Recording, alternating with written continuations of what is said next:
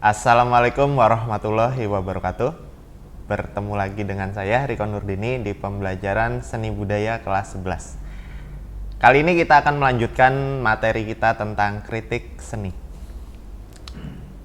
Seperti yang disampaikan minggu lalu, ketika kita mengkritik sebuah karya seni, misal seperti karya kemarin juga, judulnya tak selamanya jagoan harus menang. Ya, karena memang tak selamanya jagoan harus menang. Kadang-kadang penjahat itu juga menang. Nah, ketika kita melihat karya ini, kita melihat ada kodok besar di tengah. Terus ada orang yang mempermainkan si kodok itu. Ada boneka-boneka Power Rangers.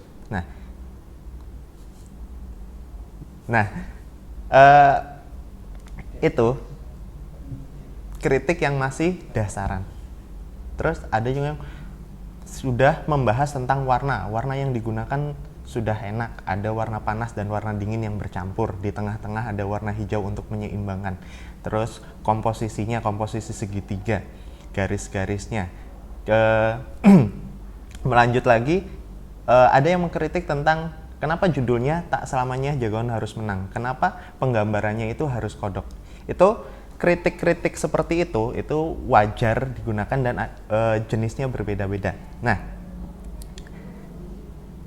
untuk pengingat, kritik seni mempelajari kekurangan dan kelebihan. Jadi tidak hanya kekurangannya saja atau kelebihannya saja, kita harus seimbang.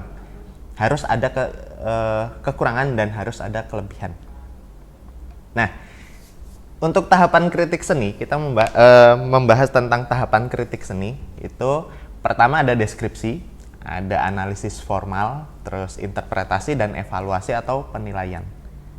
Di dalam deskripsi itu kita tuliskan bentuk seninya itu apa. Boleh patung, boleh lukisan, boleh drawing, boleh rumah, bangunan dan sebagainya, bebas.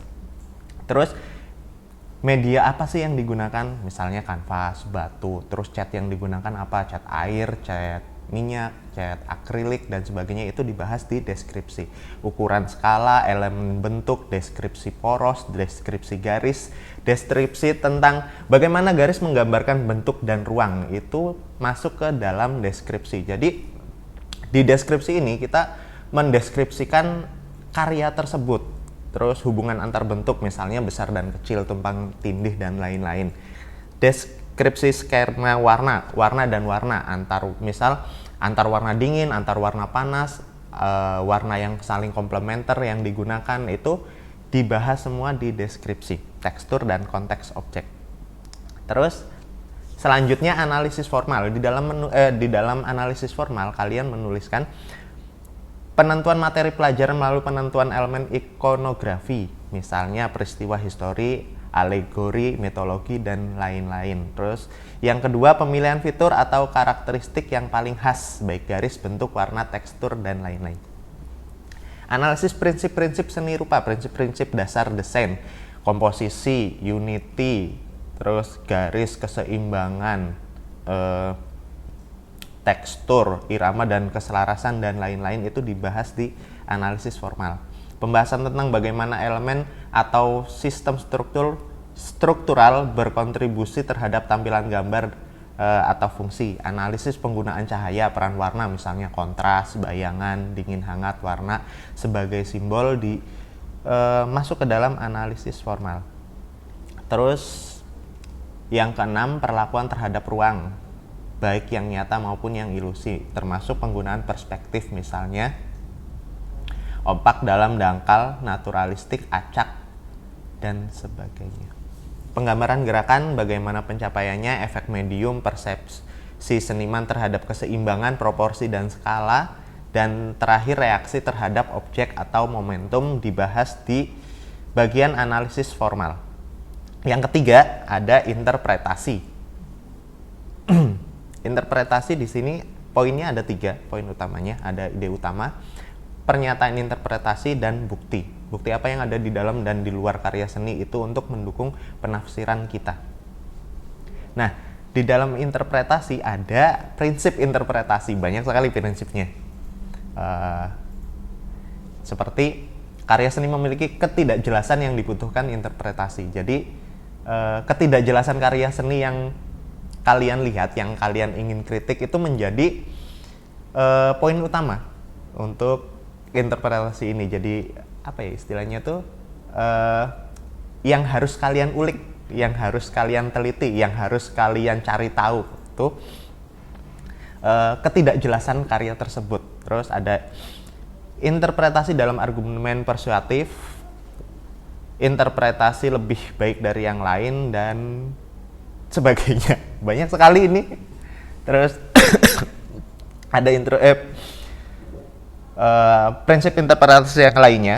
Semua karya seni adalah bagian dari karya seni lainnya. Jadi pembanding juga bisa dijadikan untuk bahan tulisan kalian.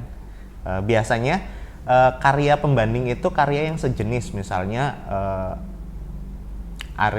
aliran yang dekoratif, ya kalian bahas yang tentang dekoratif, atau satu tema itu bisa dijadikan pembanding dalam interpretasi.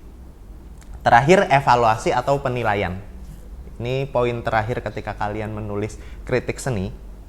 Tuh, apakah karya seni itu bagus? Apakah itu karya seni yang bagus? Jadi itu pengawal dalam penilaian bagus atau tidaknya karya seni itu kan cenderung subjektif, tapi di kritik seni kalian mencoba untuk belajar objektif. Jadi ketika kalian menilai itu bagus, kalian cari kekurangan-kekurangannya itu di mana sih.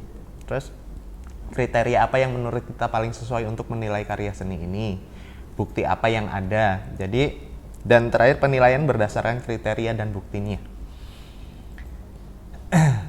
Mengkaitkan sebanyak-banyaknya karya yang dinilai dengan karya yang sejenis, seperti yang saya bahas tadi di interpretasi. Karya sejenis itu bisa entah dari alirannya, entah dari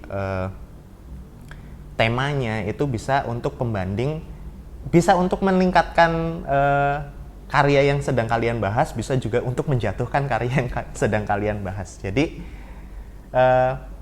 pembanding karya sejenis. Terus menetapkan tujuan atau fungsi karya yang ditelaah. Ketiga, menentukan sejauh mana karya yang ditetapkan menyimpang dari yang telah ada sebelumnya. Jadi misalnya ada tema tentang kesepian, sebelumnya sudah ada tema tersebut, kalian membahas karya baru tentang kesepian. Nah itu ketetapan menyimpangnya kalian ulik di situ. Terakhir, menelaah karya yang dimaksud dari segi kebutuhan khusus dan segi pandang tertentu yang melatar belakanginya. Terima kasih, sekian penjelasan tentang tahap-tahap penulisan kritik seni. Jika ada pertanyaan, silakan bisa hubungi saya. Kurang dan lebihnya saya minta maaf. Saya akhiri. Assalamualaikum warahmatullahi wabarakatuh.